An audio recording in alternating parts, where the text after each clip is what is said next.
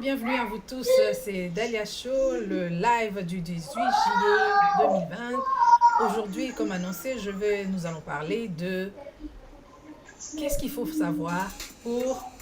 Excusez-moi. Qu'est-ce qu'il faut savoir pour... on va diminuer le son ici. Qu'est-ce qu'il faut savoir pour réaliser son rêve? C'est de cela que nous allons parler. Et je suis sûre que vous tous, vous avez des rêves. Vous voulez devenir quelqu'un dans votre vie. Vous avez un rêve de faire quelque chose. Vous avez un rêve de devenir professionnel dans un domaine quelconque. Vous avez un rêve de réaliser des choses dans votre vie. Mais deux fois, avec les circonstances de la vie, on n'arrive pas. Avec les circonstances de la vie, deux fois, vous êtes découragé. Peut-être que les gens que vous rencontrez dans votre vie ne vous poussent pas ou ne vous encouragent pas du tout. Alors, c'est pour cela, aujourd'hui, j'ai décidé d'avoir quelqu'un qui peut nous parler de son expérience. Hein? Il va nous parler de son expérience et qui va aussi nous donner des conseils parce qu'il est passé par là et il a atteint son objectif. Donc, nous allons nous entretenir avec Dr Aimé Kazadi, qui est médecin spécialiste en santé publique et médecine préventive dans la province de Québec. Bonjour, Dr Aimé. Bonjour Dali. Comment tu vas aujourd'hui? Oui, ça va bien. Voilà, comme annoncé, nous allons parler de toi, de ta vie, de ton expérience, pour pouvoir encourager nos amis qui nous suivent en ce moment et savoir qu'est-ce qu'ils doivent faire pour atteindre leurs objectifs. Qu'est-ce qu'ils doivent faire pour réaliser des rêves qu'ils ont. Ils ont toujours rêvé grand, ils ont toujours rêvé changer leur vie, ils ont toujours rêvé... d'atteindre un certain niveau dans leur vie, de faire des grandes choses.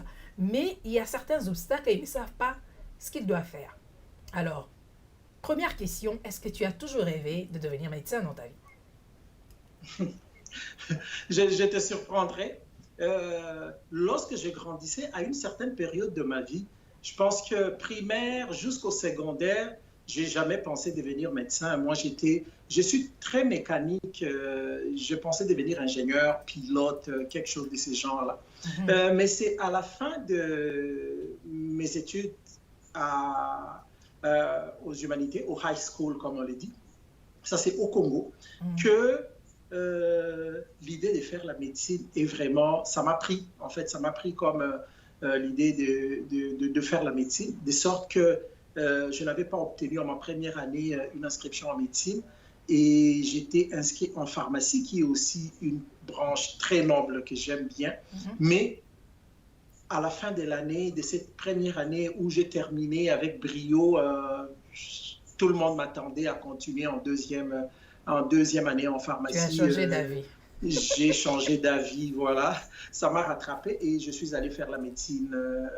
Je suis allé faire la médecine jusqu'à finir en médecine et puis en faisant les autres parcours, parce que la médecine, c'est très long et c'est très vaste. Donc, j'ai fini par rentrer là-dedans de cette manière-là. Et voilà, la situation se pose ou devient difficile lorsqu'on se décide d'aller pratiquer la médecine ailleurs que là où on a étudié.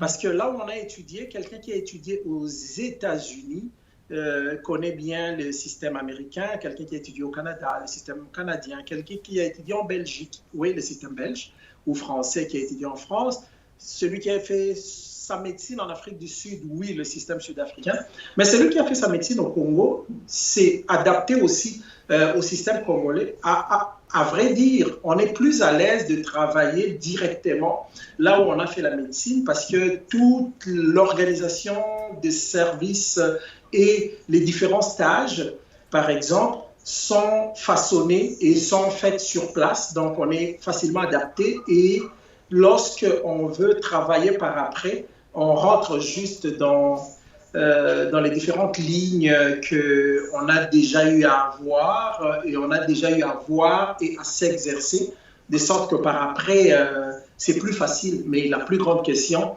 c'est lorsqu'on a fait la médecine ailleurs et on doit immigrer, aller dans un autre pays et continuer à pratiquer la médecine. Ça, c'est quand même un rêve.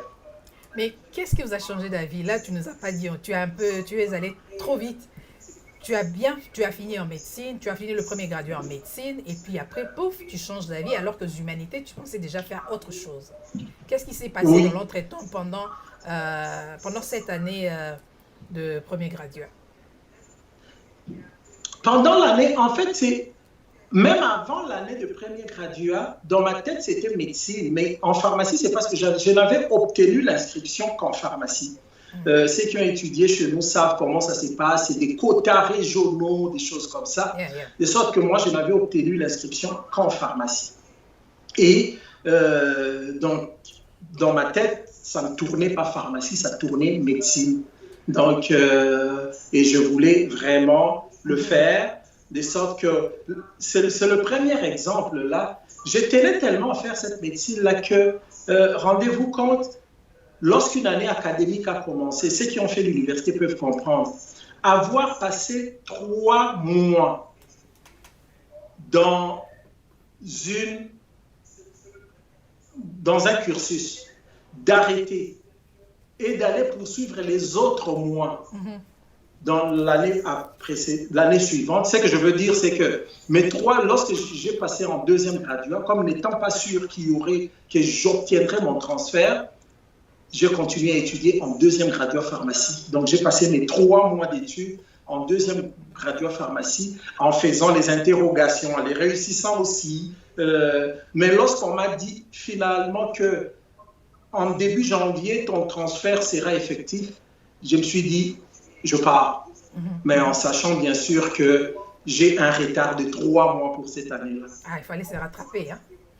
Il fallait se rattraper. Donc, durant la fermeture, les congés là, de janvier à des fêtes, donc moi, je n'ai fait que prendre les cours, écrire, lire, pour que tous les cours qui ont déjà... Il y a certains cours qui ont été finis, il y a certains cours dont la moitié a déjà été donnée. Donc, il fallait que je les prenne assez rapidement pour qu'en janvier, je reprenne en deuxième graduat en médecine, parce que le transfert était possible avec certains compléments de cours. Mais là, vous comprenez que j'avais un retard de 3 mois. Je me suis décidé d'aller parce que, comme je disais, c'est un rêve. Lorsqu'on décide d'y aller, on se prépare aussi en conséquence. Tu finis la médecine au Congo, à l'Unikin. Oui. Et après ça, tu vas en Belgique. Oui. Et après, tu viens au Canada. Oh, exact. C'est vraiment un long chemin. Ça va nous prendre du temps pour parler de tout ça. Mais on va vraiment jump et on va directement venir ici au Canada. Tu arrives au Canada avec ta femme, mais tu tiens à travailler en tant que médecin au Canada. Quels sont les obstacles que tu as rencontrés? Regarde, Dali, avant même que je ne parle des obstacles, je reviendrai juste un peu pour mettre un peu les cadres par rapport aux échanges que nous sommes en train de faire aujourd'hui pour tous les internautes qui nous suivent. En réalité, l'expérience ou ce que nous allons partager aujourd'hui, on va vraiment prendre l'exemple des personnes qui immigrent au Canada. C'est juste un modèle. C'est parce que c'est cela que nous connaissons assez bien. Mais on ne prend ça que comme modèle.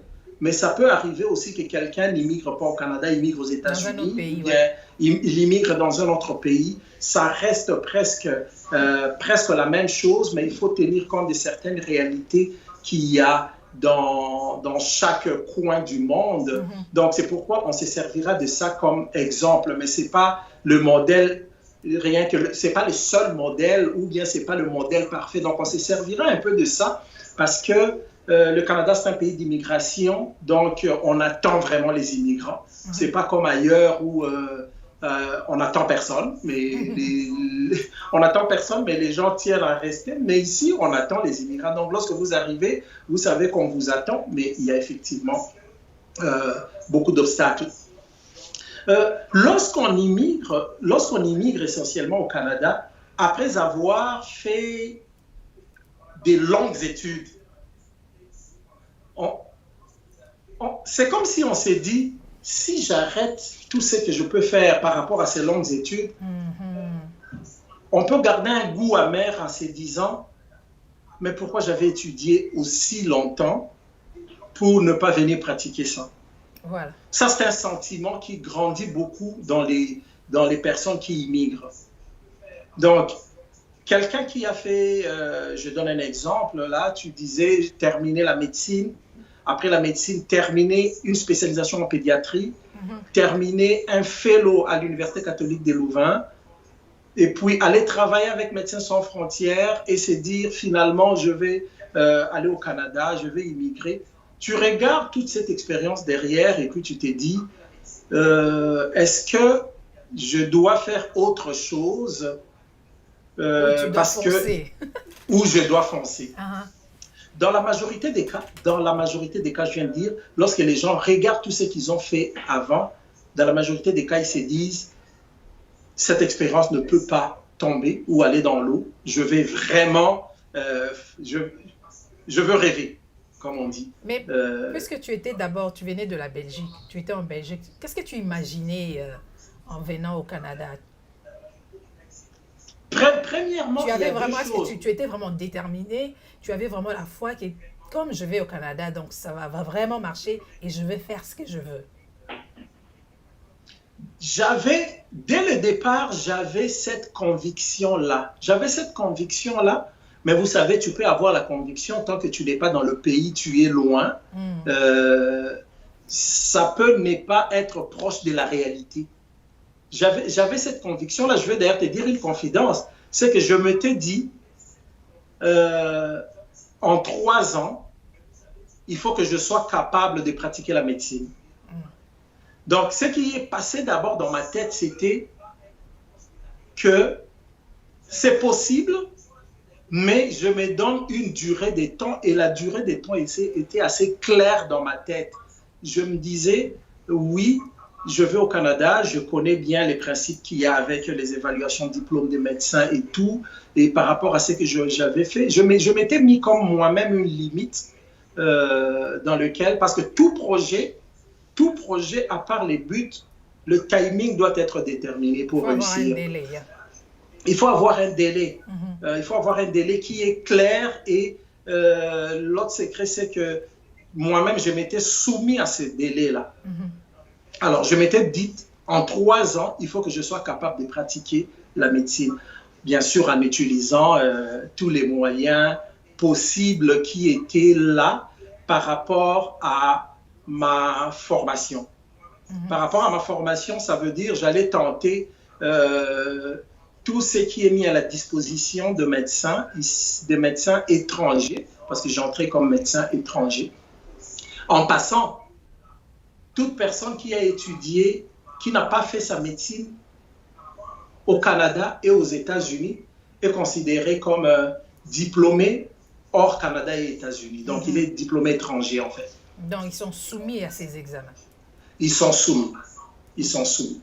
Alors, lorsqu'on est soumis à de telles choses, tu regardes juste comme quelqu'un le disait, lorsque tu veux aller plus loin, tu veux construire une maison ou tu veux aller plus loin, tu regardes toi-même, qu'est-ce que j'ai, qu'est-ce que je n'ai pas, quelle est ma force, quelles sont mes faiblesses. Et toi, qu'est-ce que tu avais en ce temps-là? Quelle était ta force, quelle était ta faiblesse? Ma force, premièrement, c'était une idée qui était claire dans ma tête. Ça, c'était la force. Parce que je n'avais pas, comme les gens disent, je vais paraphraser un peu Schwarzenegger. Arnold Schwarzenegger, vous savez que c'est un motivateur d'ailleurs. Lui, il dit, n'ayez pas de plan B. Parce qu'habituellement, nous les hommes, on veut garder comme quelque chose qu'on tient, sur laquelle on s'est dit, si je tombe, je vais quand même m'appuyer, parce qu'on ne sait jamais. On veut avoir beaucoup d'options. Oui. D'autres ont même 5 options. De sorte que lorsque tu as 5 options, tu te donnes pas à fond. Tu ne donnes pas au fait le 100% de toi-même. Exactement. Donc, quelqu'un qui a 5 options, si tu divises là, ça fait 20% par option. Donc, dès qu'il tente la première, ça ne marche pas, il va tenter la deuxième, ça ne marche pas. Finalement, on est éparpillé. Et Arnold Schwarzenegger disait, il faut donner 100%. Or, donner 100%, ça veut dire ne pas avoir des plans B. Lorsqu'on a un plan B, ça fait 50%, 50%. Par exemple, oh, je vais faire la médecine, mais si ça ne marche pas, je rentrerai à mon ancien désir de devenir pilote. Tu te dis, ah bon, je m'inscrirai quand même à l'école de pilotage et puis je verrai, donc je vais oublier cette chose. Là, tu deviens partagé parce que ton temps pour préparer les examens, tu vas tirer quelques temps là-bas pour aller voir comment se passent les inscriptions de pilotage. Voilà. Ça ne marche plus. Tu seras partagé. Partagé. Donc, une fois que ton objectif, le plan A doit être plan A à 100%, sans autre plan. Moi, ça, c'était ma force. C'était ma force. Et ta faiblesse? Je vais donner d'abord une autre force encore. Okay. Une autre force, c'était ma conjointe. Ma conjointe, parce que je ne rentrais pas dans ce pays d'immigration comme seul, comme perdu, comme décidant par moi-même. On était à deux et on a pris des décisions. Je l'ai amené dans cette vision. On a fait de planning de sorte que lorsque moi j'étais un peu plus faible, elle t'encourageait. Elle l'encourageait. Lorsque j'étais plus faible, elle l'encourageait. Lorsque je faisais ce que je ne faisais pas ce que je devais faire, elle pouvait rappeler pour dire « Ah, mais tu devais faire ceci et non pas cela parce que n'oublie pas le focus. » Donc ça, c'était une très grande force que je me dis. Dites-nous un peu des moments où tu t'es senti faible, où tu as voulu abandonner. Parce que bon, ça arrive, hein, tu es humain. Il y a eu des moments où tu t'es dit, est-ce que vraiment, tu commençais à te douter ou à te décourager et puis ta femme t'a encouragé? Non, écoute, je vais juste donner un exemple. Je ne suis pas arrivé jusqu'au niveau, par exemple, de dire je vais abandonner. L'abandon n'est jamais passé dans ma tête. Okay. L'abandon n'est vraiment jamais passé dans ma tête. Par contre, lorsque tu te sens faible, tu te dis où j'irai reprendre la force pour revenir. Je vous donne un exemple. Les examens dont je parle, c'est à l'époque, c'était 3 gros examens qui ne se font que, je dirais, 2 fois l'année. Ça se fait au printemps et en automne. Donc, si tu fais au printemps et en automne et que tu rates, ça t'amène directement l'année prochaine. Donc, c'est comme 12 mois de perdu. Ça, c'est un. Donc, lorsque je suis allé faire, et c'est des examens qui coûtent cher, donc la première limite, c'était les finances. Oui, les finances. Les finances faisaient une limite parce que lorsqu'on vient d'immigrer, à moins qu'on ait amené des centaines de milliers de dollars dans son compte, ce qui n'est pas le cas pour beaucoup, on rentre avec le minimum et on commence un peu à créer ces réserves de finances sur place. Et ça fait que les examens coûtent cher. Yeah. Juste en passant rapidement, en moyenne, c'est comme si on pouvait payer 2000 $ par examen. Ouais. Donc, ça fait 6000 $. Quelqu'un qui échoue va encore reprendre les 2000. Donc, très facilement, tu peux arriver à 10 000 $ très facilement. Alors, en passant, je ferme cette parenthèse-là. Donc, j'étais en train de dire que lorsque je suis allé faire l'examen la première fois, ça marchait. Pour moi, c'était bon. Je me suis préparé, je suis allé faire l'examen et ça marchait. Et je me suis mis directement à aller faire le second examen. Et lorsqu'on va faire le second examen, c'est encore une confidence que je vais dire aujourd'hui, c'est que le deuxième examen, lorsque je l'ai fait la première fois, je l'ai raté de 8 points. Tu vois, par exemple, on te dit que là, parce que c'est des examens qui ont des notes de passage. La note de passage était comme 290 et moi, j'ai obtenu 282. Mais pour une personne qui n'a presque jamais échoué dans les études antérieures, ça a été un choc. Arrivé là, c'est un choc.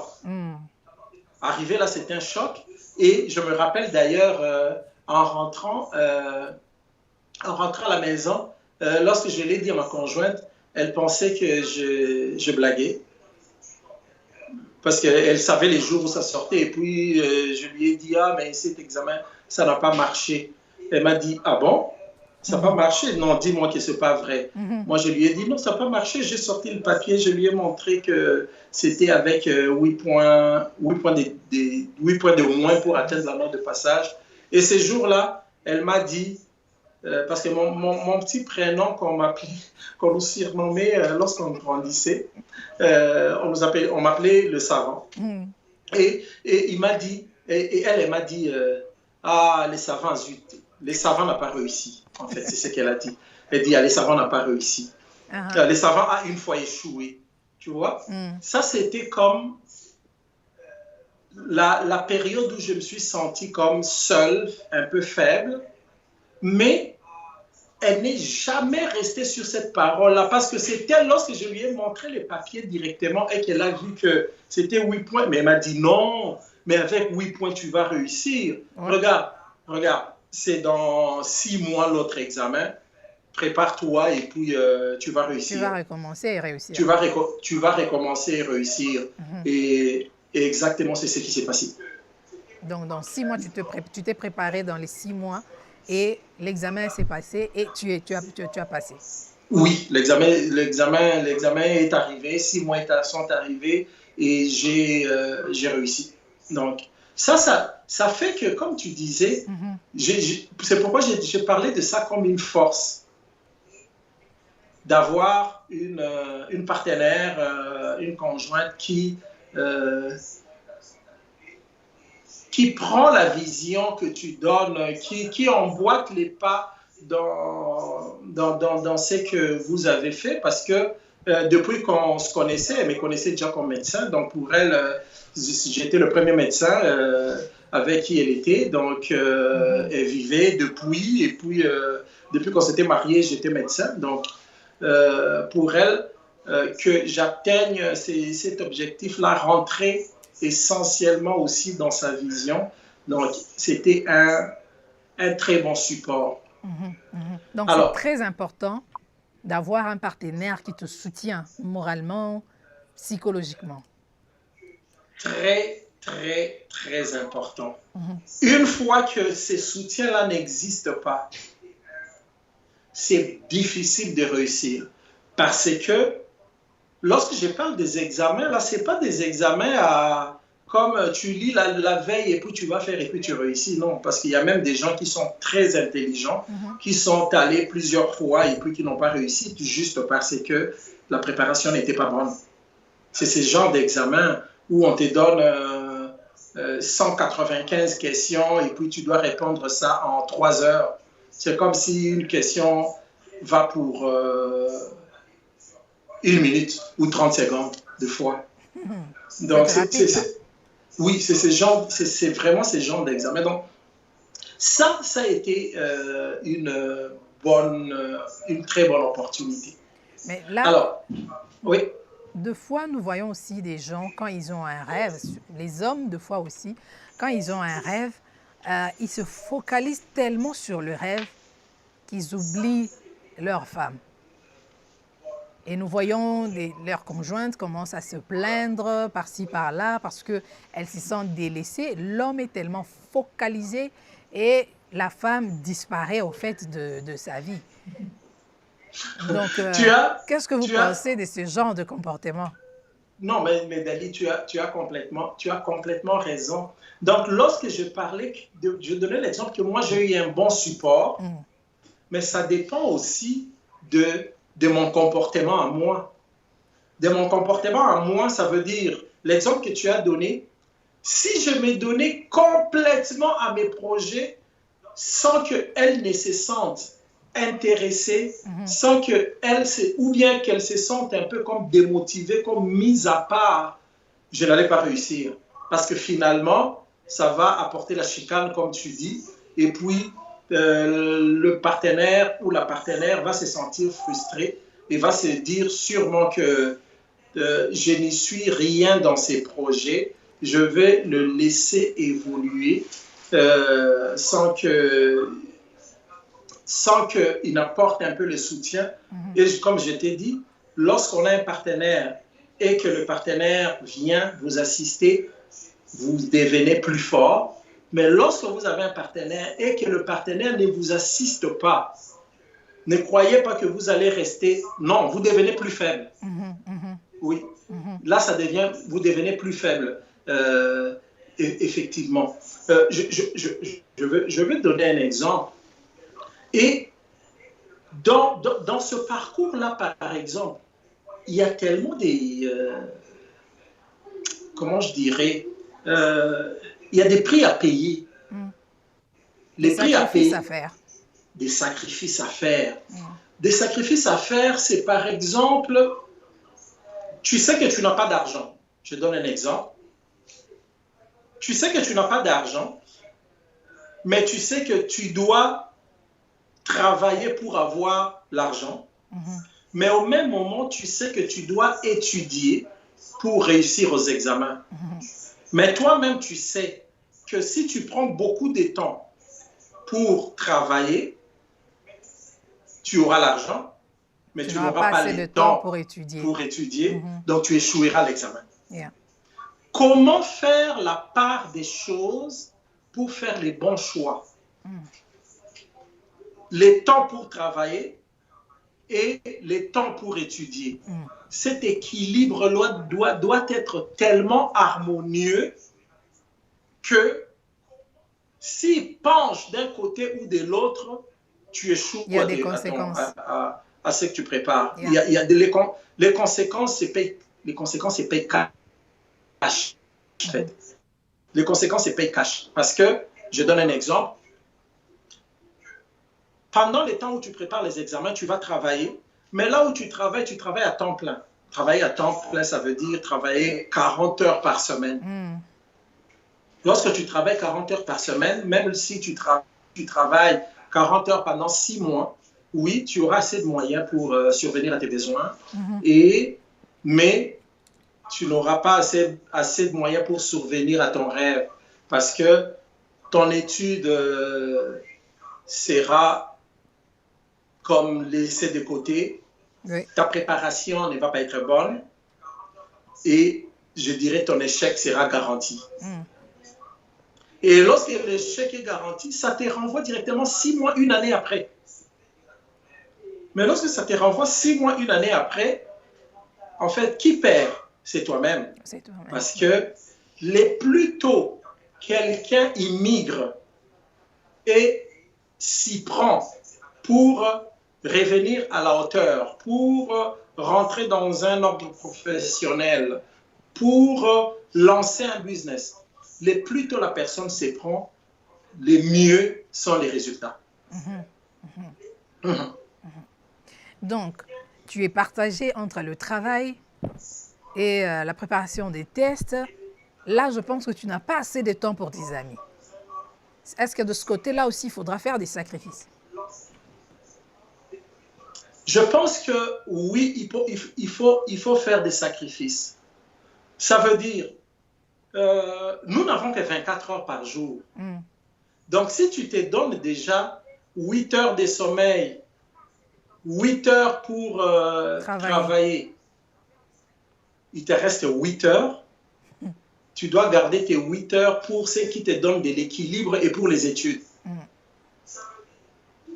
Tu répartis ça comme ça. Soit, si tu veux, moi, ce que j'avais choisi, c'est que mes 8 heures, je les ai réduits en 4 heures. Donc, j'ai travaillé à temps partiel. Lorsque tu travailles à temps partiel, donc c'est comme si j'ai tout coupé à moitié. 4 heures, 4 heures, 4 heures. Donc, 8 plus 4, j'ai 12 heures de sommeil et du travail. Il me reste 12 heures. Dans ces 12 heures-là, je prends mes heures d'études. Je prends mes heures d'études et le week-end, je prends mes activités habituelles comme je peux faire. Comme moi, je vais à l'église, je vais aller à l'église normalement comme tout le monde. Mais dès que, je donne un exemple, dès qu'on va sortir de l'église, les gens rentrent. Moi, à 14h, 15h, je suis à la bibliothèque. Donc, il faudra Donc, bien planifier son temps et avoir des priorités. Exact. Exact. Donc, tu as vraiment mis les mots. Le planning, priorité, dans un temps donné, et les mots encore que tu avais utilisés, faire des sacrifices. Des sacrifices, c'est vraiment ça, parce que lorsque tu travailles à temps partiel, avec un revenu qui est au minimum, ça fait que tu n'as presque rien là. Le chèque qui rentre 2 semaines ne représente presque rien. Donc, si tu peux regarder ça comme ça, tu vas dire, mieux vaut que je travaille beaucoup pour un peu plus gagner. Malheureusement, ça risque d'empiéter sur le projet. Donc, tu dois faire un choix, vraiment un équilibre. Je travaille peu, je gagne peu, mais c'est pour un temps. Je verrai comment ça va. Parce qu'une fois que tu vas arriver au bout de ton rêve, tu ne te rappelleras même plus de ces miettes que tu avais. Ça sera du passé. Ça sera du passé, tu seras content de ça et tu pourras en parler comme on en parle aujourd'hui. Comme on en parle aujourd'hui. Mais est-ce qu'il t'est arrivé de rencontrer des gens qui t'ont découragé dans ce que tu voulais vraiment devenir? Ce genre de personnes, tu sais, ça ne manque jamais. Ça ne manque jamais. Mais moi, j'avais compris la chose un peu plus tôt. Je peux dire vraiment que le Seigneur m'avait donné comme une sagesse de la compréhension des choses. Je donne un exemple. On dit toujours que si tu veux aller loin, mets-toi autour de toi les gens ou des modèles que toi, tu trouves que tu veux devenir. Oui. Donc, tu dois commencer à fréquenter ou à écouter, à tendre ton oreille aux personnes pour lesquelles tu te dis, celui-là, j'ai vu son parcours, je peux tendre mon oreille et ça va aller. Premièrement, des gens qui peuvent t'inspirer. Premièrement, exact, qui peuvent vraiment t'inspirer, qui peuvent t'inspirer et servir des bons exemples, qui vont t'inspirer et servir des bons exemples. Donc, j'étais comme inspiré et plus sage de ce côté-là. Je n'avais pas prêté mon oreille à écouter les gens. Je donne mon exemple particulier que je vais donner. C'était les examens d'évaluation pour pratiquer la médecine au Canada. Donc, pour moi, j'avais fermé mon oreille à toute autre personne qui ne les avait pas encore passées. Pourquoi? Parce qu'une personne qui n'a pas passé cela, tu ne sais pas pourquoi il n'a pas passé cela. Donc, ce n'est pas la personne appropriée pour venir te dire ah, tu sais, ces examens-là, c'est comme ça, d'ailleurs, on ne prend pas les gens. Je ne veux pas prêter l'oreille à quelqu'un qui est allé faire l'examen et qui a échoué. Parce que cette personne-là va me parler plus des échecs. Parce que c'est son expérience. Exact. Va me dire, ces examens-là, n'y va même pas. Je suis allé 5 fois. Ça n'a pas marché 5 fois. Ils te donnent même des raisons. Ils disent, ils ne choisissent que les gens qu'ils veulent. Moi, je suis allé 6 fois. Je n'ai pas prêté l'oreille à ces genres de personnes. Je n'ai prêté l'oreille à aucune personne qui n'avait pas encore franchi les 3 examens. Ça m'a épargné. Ça m'a épargné parce que je suis directement allé prêter oreille aux gens qui pratiquaient déjà. Donc, ils sont rentrés au Canada comme diplômés hors États-Unis et Canada. Je suis allé prêter oreille aux amis qui pratiquaient déjà ou qui avaient commencé la résidence ici au Canada ou qui étudiaient, qui ont commencé à pratiquer la médecine aux États-Unis. L'exemple que je donnerai en passant, par exemple, c'est un ami qui a fait sa médecine avec moi au Congo et qui a immigré aux États-Unis au début des années 2000. Donc, lorsque moi j'arrive en 2010, cet ami-là, on se connaissait tellement bien, on a fini la médecine vraiment ensemble, donc on se connaît tellement très bien que lorsque je lui ai parlé de mes projets, j'ai dit, je vais faire mes examens, je vais passer mes examens d'équivalence et tout. Il m'a dit un mot. Il m'a dit, Aimé, je te connais très bien. Ne perds pas ton temps à autre chose.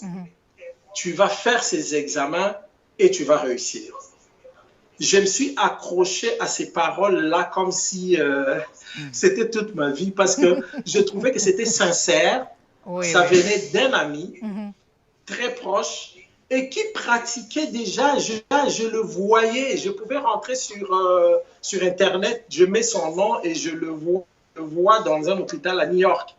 Je pouvais mettre son nom et je le vois dans un hôpital quelque part. Bon, pour moi, c'était assez clair que ce qu'il disait était vrai. C'était vrai, oui.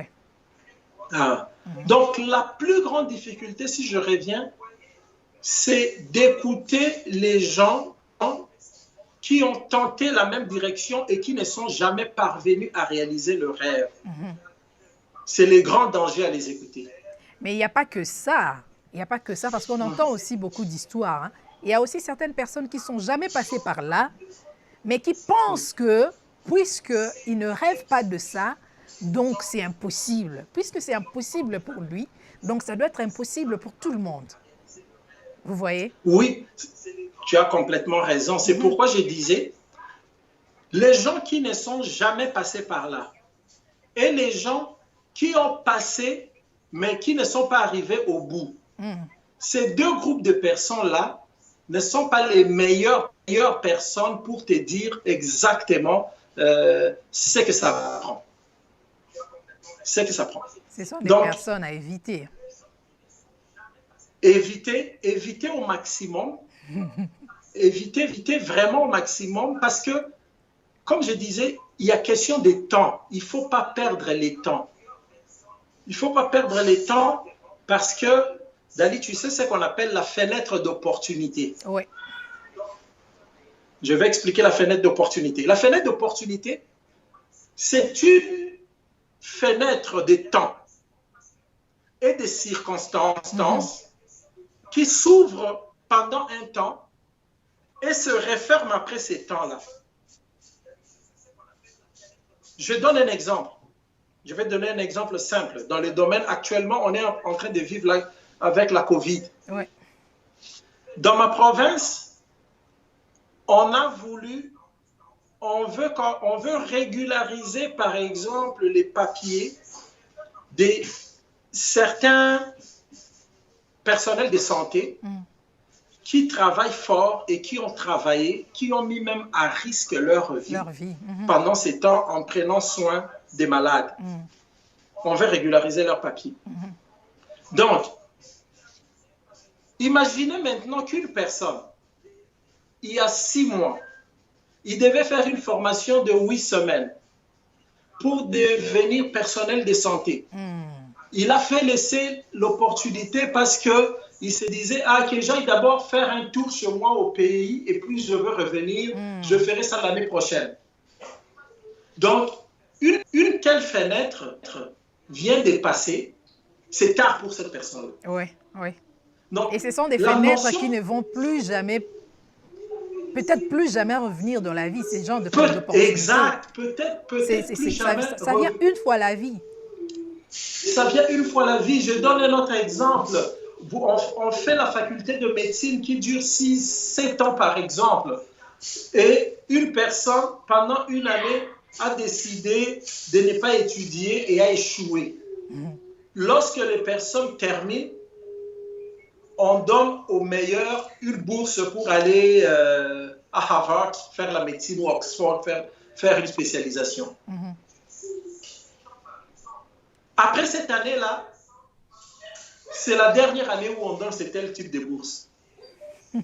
Donc, l'autre personne vient terminer l'année prochaine en étant meilleur de la promotion, mais ne bénéficiera jamais de cette bourse. Donc, lorsqu'on a des rêves, il faut avoir à l'esprit aussi que je vis dans un ensemble où on peut dire temporo-spatial, dans un espace et dans les temps. Et ces temps-là, tu dois vraiment les considérer et les prendre. Il y a certaines personnes qui se sont dit, je vais immigrer au Canada. Mais ils ont attendu 1 année, 2 ans. Voilà. Et puis, ce n'est plus arrivé. Une personne qui disait, après 3 ans, par exemple, quelqu'un qui avait des projets de devenir citoyen canadien et puis il ne s'est jamais engagé. Avant, c'était 3 ans. Et puis, vous vous réveillez du jour au lendemain, on vous dit ça devient 4. Voilà. Les choses Donc, changent. cette fenêtre, les choses, exactement, les choses changent, qu'il faut vraiment y aller directement. Merci, Joujou, de compléter que tu es tout à fait d'accord. Oui, effectivement, la fenêtre d'opportunité, c'est une notion qu'on doit avoir lorsque on a des projets.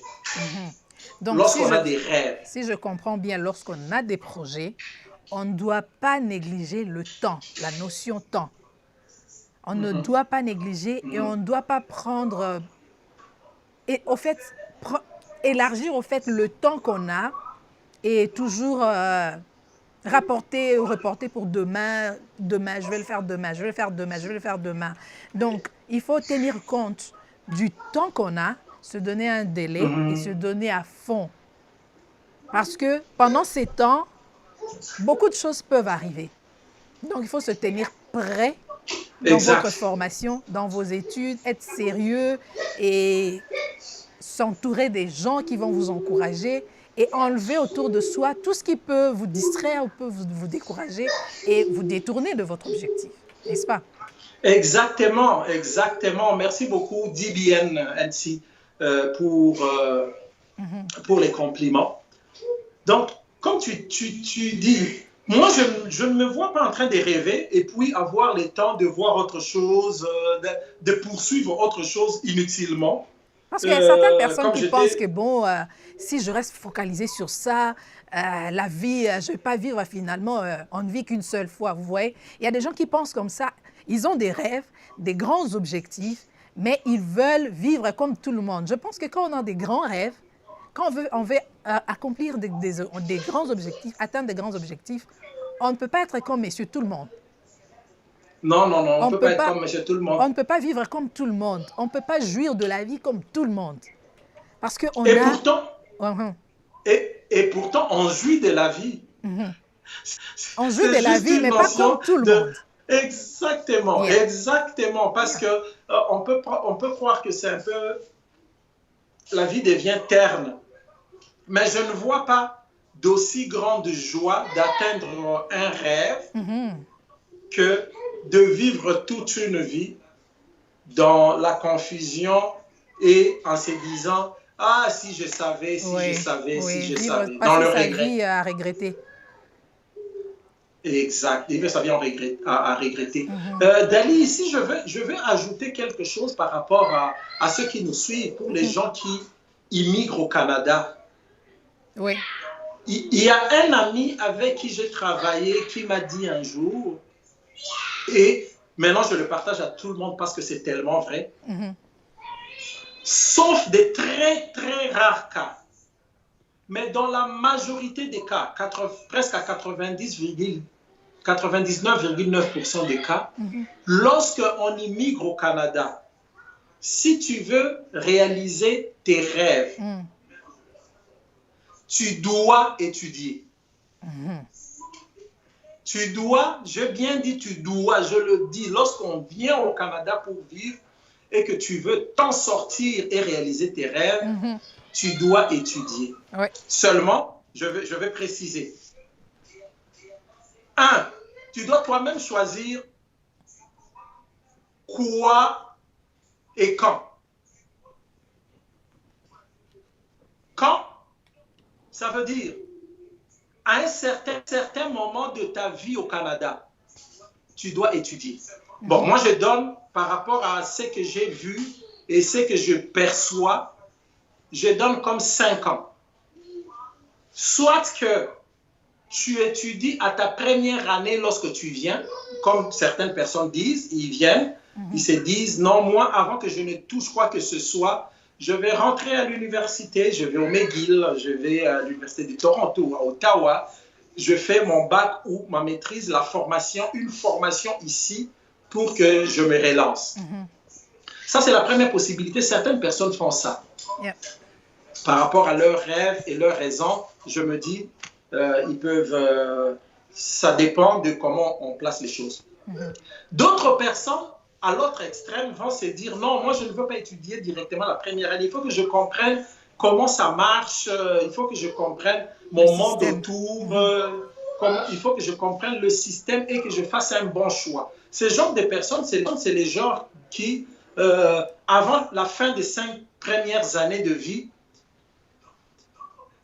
va s'inscrire, par exemple, à la 4e année ou à la 5e année de vie, en ayant déjà fait le tour, il va se dire, oui, je vais aller faire telle formation par rapport aux opportunités que j'ai vues. Ça peut être par rapport à mes études antérieures ou pas. Donc, la personne prend des décisions. Mais il reste une autre possibilité d'études. Lorsque je parle d'études, ce n'est pas toujours les études à l'université. Ce n'est pas toujours les études. Ça peut être des formations en ligne, des formations personnelles. Imagine que je disais à quelqu'un que c'est la première fois que moi j'arrive dans un pays où je trouve des bibliothèques partout et c'est gratuit. Donc, quelqu'un ne peut pas dire que je suis au Canada et puis je n'étudie pas ou je ne lis pas ou je ne m'apporte pas la nouvelle connaissance. Dans ma province, ici, il y a des bibliothèques partout.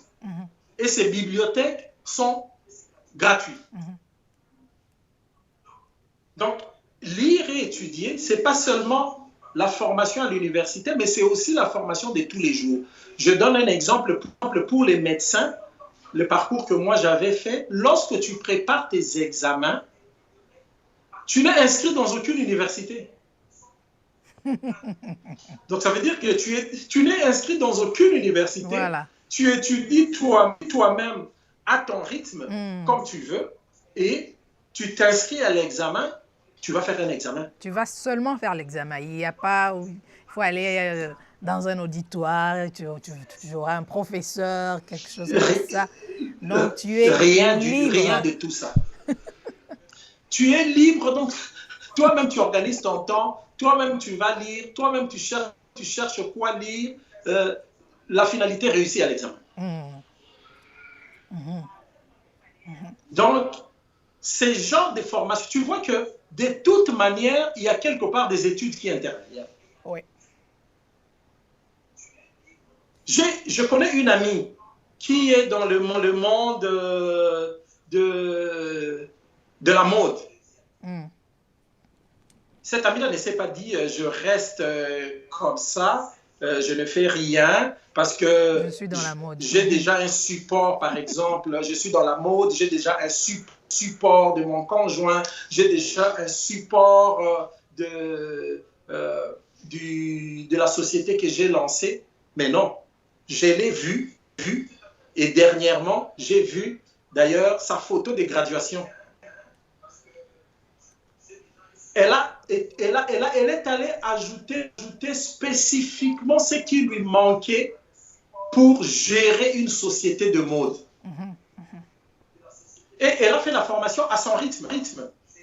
Si les personnes peuvent prendre une année pour faire la formation, ou 2 ans, ou 3 ans pour faire la formation, elle a fait à son rythme. Elle a pris les cours un à un à son rythme, même si ça a pris 5 ans. En 5 ans, elle a le même diplôme et elle a sa formation. Voilà.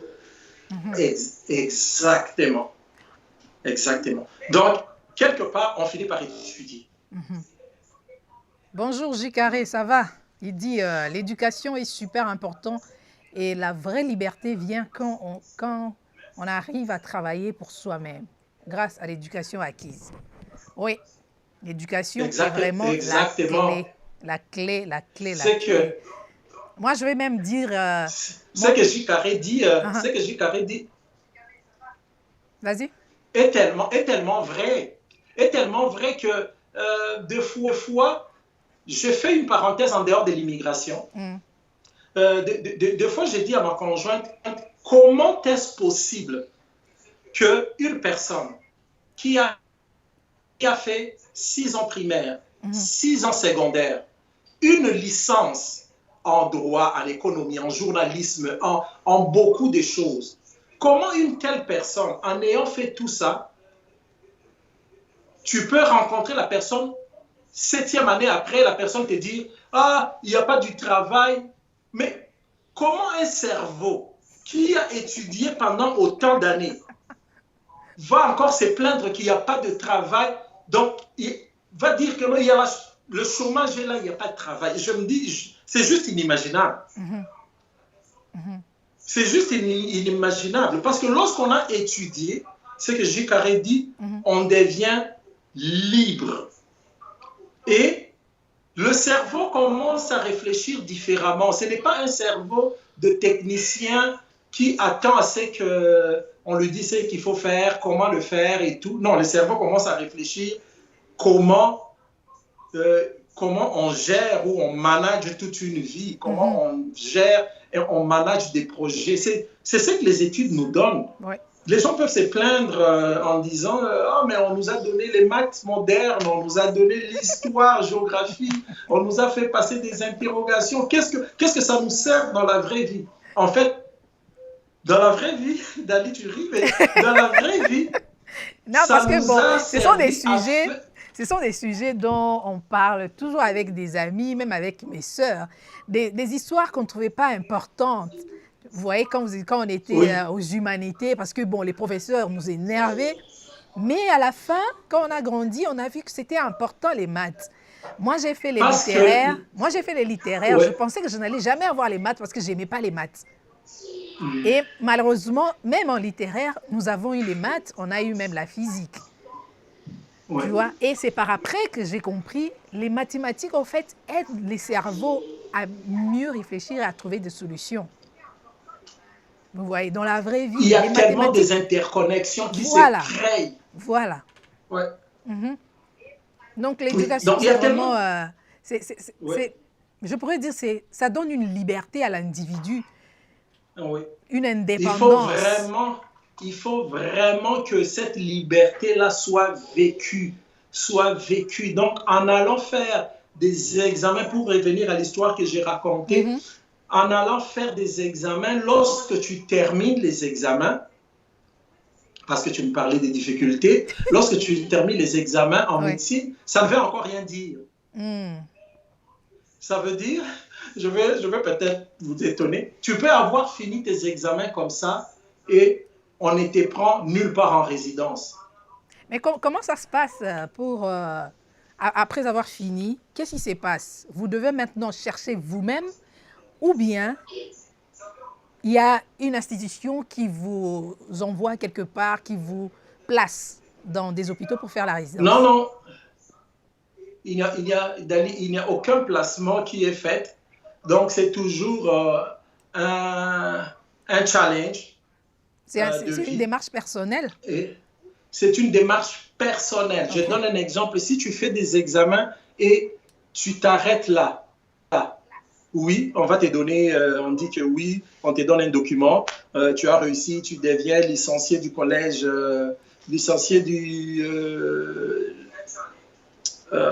collège canadien, ou bien ça s'appelle encore comment? Tu deviens licencié du Conseil médical du Canada. Mais licencié du Conseil médical du Canada, ça ne veut rien dire, sauf que c'est un titre qui te permet, avec ça, lorsque tu iras t'inscrire pour la résidence, qu'on le considère, parce qu'à la résidence, on demande tout médecin qui est diplômé de l'étranger de le faire. Voilà. Mais tu dois t'inscrire toi-même dans une faculté où il y a des postes, des spécialisations, et on te mettra en concurrence avec tous les jeunes médecins qui viennent de terminer, qui cherchent aussi des postes de spécialisation. Donc, on vous met ensemble. Un seul jury regarde vos dossiers et vous convoque. C'est pourquoi je disais, il ne faut pas perdre le temps, profiter de fenêtres d'opportunités, foncez dans vos rêves les plus tôt seraient les mieux. Parce qu'à ce moment-là, le jury là, va encore commencer à regarder ce dossier. Ah oui, il a fait sa médecine au Congo, il est passé en Belgique, il est allé travailler avec Médecins sans frontières, il vient d'arriver, il a moins de 3 ans ici. OK, on va l'appeler pour l'entrevue. On t'appelle pour l'entrevue, tu dois encore te préparer à l'entrevue et prouver que, oui, les points qu'il y a là, le CV qu'ils ont lu, c'est toi et que tu as la motivation de faire cette spécialisation. Parce que ça peut aussi arriver qu'on soit appelé aux entrevues, mais qu'on ne soit jamais retenu. Donc, il faut savoir c'est quand même assez ardu. L'entrevue.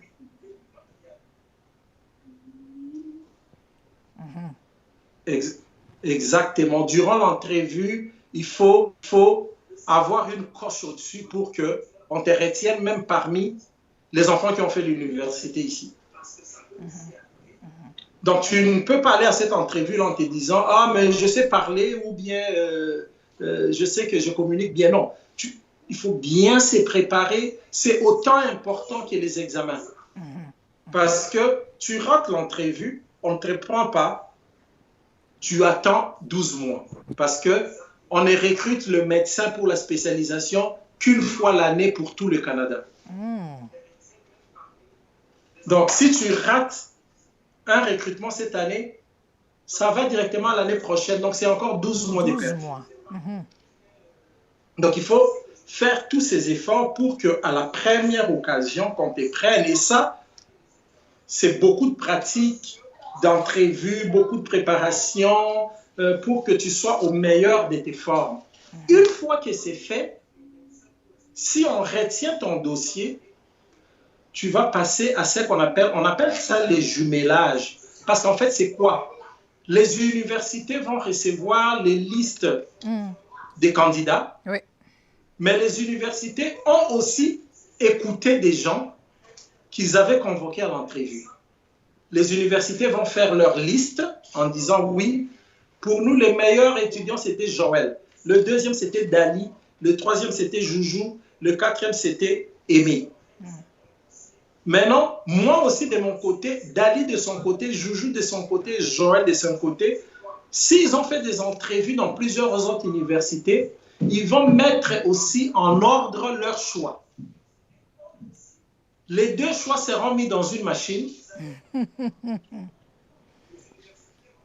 Ce qui va matcher, je donne un exemple, si Dali était premier à l'université de Toronto et que Dali avait s'était mis aussi premier, l'université de Toronto premier dans sa liste, lorsqu'on va mettre dans les machines, Dali sera matché à l'université de Toronto parce que l'université l'avait choisi et elle aussi avait choisi l'université. À ce moment-là, tu recevras juste un courriel pour te dire « Nous sommes heureux de te dire que tu as été retenu pour la résidence. Et la résidence prend combien de temps? La résidence, ça dépend des spécialités. Si tu fais une résidence en médecine de famille, par exemple, ça te prend, je parlerai en termes de mois pour que ça vous fasse différent. Ça vous prend 24 mois. Mais si tu fais une résidence dans d'autres spécialités, ça vous prend 60 mois. 60 et plus. Donc, pour me résumer, la résidence prend 24 mois et plus. Donc, 2 ans et plus. La médecine de famille, 2 ans. Les autres spécialités, 5 ans et plus. Donc, lorsque tu fais cela et que tu arrives au bout, ce n'est qu'au bout de la résidence qu'on peut te dire oui, tu as fini, on te donne le diplôme de l'université et le collège royal ou le collège de médecins de famille te reconnaît comme médecin full pour travailler à ce moment-là, tu as ton permis de travail et puis tu commences à travailler. Mais pour commencer à travailler, l'hôpital va vous recruter ou bien c'est vous, Oui, les candidats?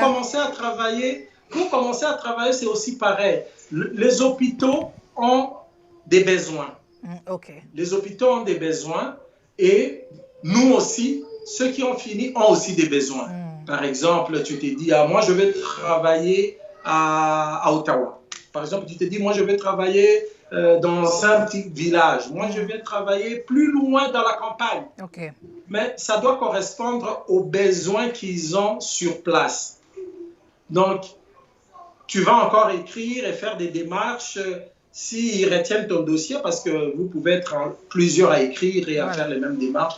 S'ils ont plusieurs, ils vous retiennent. Mais l'idéal, normalement, on dit, pendant qu'on fait la résidence, il y a certains stages. La résidence, pour ceux qui ne sont pas du Canada ou des États-Unis, c'est la spécialisation. Pendant qu'on fait la spécialisation, on s'est dit, je donne un exemple, si je voulais aller à Ottawa, je me dis, ça serait mieux que j'aille faire un stage dans l'hôpital à Ottawa. Okay.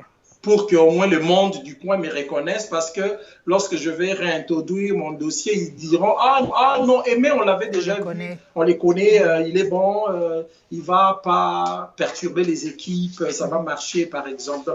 Habituellement, c'est ce que la majorité des gens font. Vous faites un stage dans le milieu et puis vous laissez, comme on dit, vous laissez des empreintes pour que lorsque vous allez faire votre demande, on va se souvenir facilement de vous et puis on saura que oui, il y avait un besoin. Deux fois, c'est lorsque tu fais le stage que le chef de département ou le chef de l'hôpital te dit que non, on a besoin, vraiment, tu as été très bon ou d'un grand aide ici. Est-ce que tu ne peux pas revenir? Donc, ça se passe vraiment dans ce contexte-là. Merci beaucoup pour ces témoignages. Et nous avons compris le parcours, ton parcours. En fait, ce n'était pas du tout quelque chose d'impossible. C'était juste une détermination que tu avais. Et tu t'es focalisé sur ça. Et voilà maintenant que tu es arrivé à la fin. Tu travailles maintenant. Tu es maintenant spécialiste en santé publique et médecine préventive. Donc, personnellement, je suis fière de toi. Ça a été long, mais tu es arrivé. Parce que tu as déjà commencé à travailler depuis Kinshasa. Toi et moi, on se connaît, ça fait 20 ans, là. N'est-ce pas? Ça fait 20 ans depuis Kinshasa. On a même travaillé ensemble aussi. Donc, tu as déjà commencé à travailler à partir de Kinshasa. Il fallait aller en Belgique et puis aller à Médecins sans frontières. Et puis, donc, vous voyez tout ce parcours-là. Mais tu as gardé ta tête sur tes épaules et finalement, tu y es arrivé. Et là, maintenant, tu es en train de jouir les fruits de tous ces sacrifices, de tout ce temps, de toute cette... tout ce que tu as vécu, au fait, c'est du passé. Et maintenant, là, c'est ta carrière qui commence au Canada.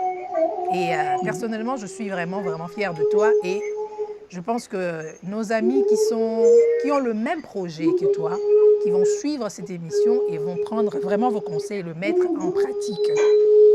Voilà. Nous avons des amis qui ont... Oui. Oui, je voulais dire, nous avons des amis... Non, tu peux. Oh. Oui, des amis qui nous ont écrit. Nous avons DBN Inc., je dis Pessa, Jikaré, Miandaton. Ça va, Mianda? Comment tu vas? Voilà. Maintenant que nous sommes en train de... Il y a certaines parties du monde qui sont en train de se déconfiner. J'aimerais que dans les commentaires, vous puissiez me dire si on doit changer l'heure. Est-ce que vers le soir, ça va vous arranger? Dites-moi un peu, est-ce qu'on doit garder, faire nos directs, nos lives pendant la journée? Peut-être que vous serez dehors. Nous voulons vraiment avoir du monde. Nous voulons que ce temps soit favorable pour tout le monde. Donc, dites-nous dans les commentaires, est-ce que vous voulez qu'on garde la même heure? Est-ce que vous voulez qu'on soit beaucoup plus en soirée pour avoir tout le monde? Dites-nous quel est le temps qui vous convient les mieux.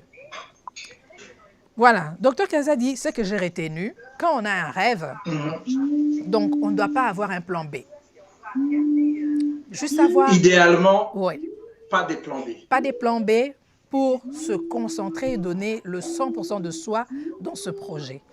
Et deuxièmement, ne pas avoir l'idée d'abandonner. Donc, quand on va pour que ça réussisse, pour que ça marche.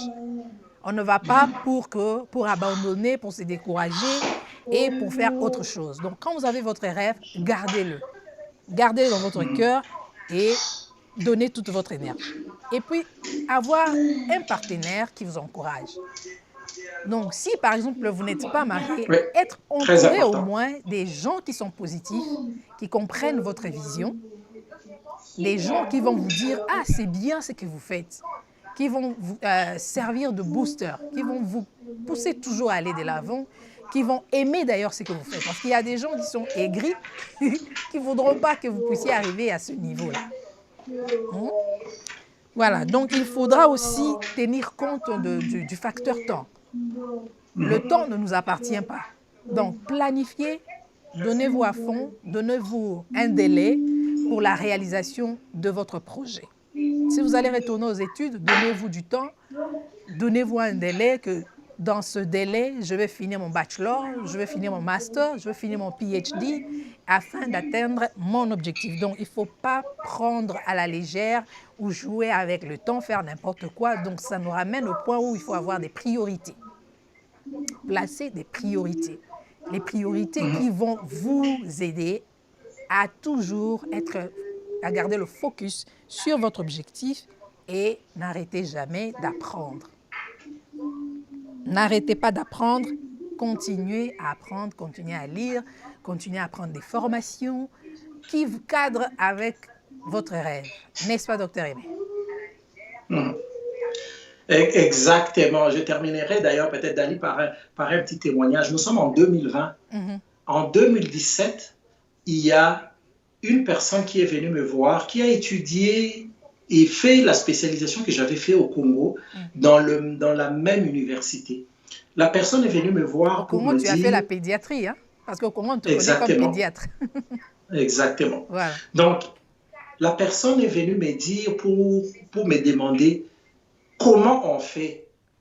Parce que j'étais j'ai terminé presque à la fin de ma résidence. Et la personne, comment tu as fait, comment on fait? J'ai parlé avec la personne comme je parle avec tout le monde, avec tout mon cœur, en disant la majorité des choses que j'ai dites aujourd'hui. J'ai dit à cette personne-là tout ce que j'ai dit au début ici, qu'il faut, comme tu l'as dit, c'est possible. Rien n'est impossible. Rien, je dis bien, rien n'est impossible. Pourquoi je disais que rien n'est impossible? Parce que je voyais des gens comme moi qui sont venus, qui ont fait la médecine ailleurs et qui pratiquaient. Donc, juste ça me disait, c'est possible. Je lui ai parlé du temps. Je lui ai parlé des sacrifices pendant un moment. Voilà. Je lui ai parlé de ces formes d'examen qu'il faut faire. Au moment où je parle avec toi maintenant, cette personne a commencé la résidence. Donc, lorsqu'elle regarde les choses en arrière, c'est comme 2 ans et demi là. Mais parce que lorsque la personne me dit et me parle, elle-même elle dit, elle me rappelle une phrase que je lui avais dit le jour, on s'était rencontrés une seule fois. Elle m'a cherché et on s'est rencontrés une seule fois. Elle me rappelle elle-même la phrase que je lui avais dit un jour, elle me rappelle tout ce qu'elle a retenu pour elle, c'était parce que je lui avais dit que c'était possible. Parce que j'étais la seule et le rare personne qui lui avait dit ça. Toutes les autres personnes qu'elle avait rencontrées, ses collègues des promotions, ses amis et même d'autres personnes qui pratiquaient aussi déjà la médecine ici, il dit que tous avaient un discours assez dur. Les personnes qui n'étaient jamais rentrées lui disaient que ça ne sert à rien, c'est difficile, on ne prend pas les gens. Les personnes qui avaient déjà terminé, ils se disaient « Ah, mais tu sais que pour arriver là où nous sommes, c'est impossible et c'est difficile. » Mais comment c'est impossible et toi tu es arrivé là, je lui avais dit. Voilà. Donc, une personne qui est déjà passée par là et que tu vois, c'est une personne qui a un corps, un esprit, une âme, 2 mains, 2 yeux, comme une bouche et qui parle comme toi, c'est que ce n'est pas impossible. Voilà. Vous avez compris, rien n'est impossible. Gardez le focus, donnez le 100% de vous sur vos objectifs, sur votre rêve. Pour ceux qui sont ici pour la première fois, c'est Dalia Show. Ici, nous faisons beaucoup plus de lives et nous parlons de tout pour que vous puissiez aller de l'avant dans votre vie et devenir meilleur, une meilleure version de vous-même. Aujourd'hui, on a choisi ces sujets pour vous encourager. Il y a beaucoup qui veulent immigrer au Canada pour travailler en tant que médecin, pour travailler en tant qu'avocat, pour travailler en tant que n'importe qui. Vous avez des rêves, sachez que ce n'est pas impossible. C'est possible. Comme vous avez vu, le docteur Aimé nous a donné son témoignage. Donc, c'est juste un être humain avec du sang et de l'eau. Il n'est pas spécial. Il a juste mis des principes qu'il a respectés, ce que nous avons pu vous donner ici. Donc, qu'est-ce que vous avez comme priorité? Garder le focus, l'entourage, tout ça. Donc, c'est très, très, très important. Si Dr Aimé a réussi, s'il a pu atteindre son objectif, travailler en tant que médecin ici au Canada, cela veut dire que vous aussi, vous pouvez le faire. Donc, si vous êtes ici pour la première fois, n'oubliez pas, abonnez-vous et surtout, cliquez la cloche qui est juste à côté pour ne pas manquer nos lives, des vidéos que nous allons faire dans les prochains jours. Et surtout, vous qui nous suivez, vous qui êtes en ligne, likez. N'oubliez pas de liker. Likez, je vous donne une seconde. Likez la vidéo et partagez dans vos réseaux, dans vos groupes WhatsApp, sur votre Facebook page. Partagez avec vos amis puisque vous ne savez pas, peut-être qu'il y a quelqu'un qui manque juste une personne qui doit lui dire que c'est possible. Vas-y. Merci et je vous retrouve très bientôt. Merci beaucoup, Dr Aimé, et à très bientôt. Merci, Dali. Au revoir.